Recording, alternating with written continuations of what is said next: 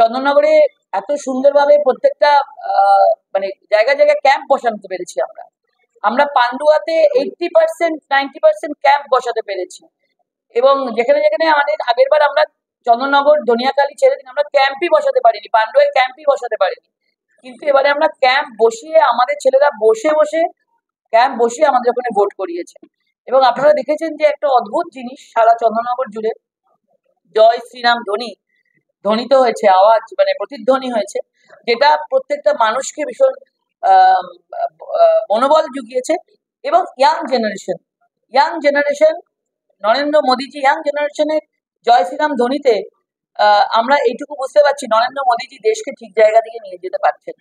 কিছু মানুষ আছেন যারা ওই কালো ফ্ল্যাগ দেখাচ্ছিল, ওই জুতো দেখাচ্ছিল, তো মাকে তারা বাড়িতে জুতো টুতো দেখাই হয়তো, আমি তো মায়ের বয়সী, তো সেই জন্য তারা আমি মনে করে নিচ্ছি যে তাদের শিক্ষা দীক্ষাটা ঠিক হয়নি, তারা মাকেও দেখায়, তাদের মায়ের কাছে আমি ক্ষমা চাইছি, কিন্তু জিতে আসার পর তাদেরকে কি করে শাসন করতে হয় মা হিসাবে, সেটা আমি নিশ্চয়ই করব।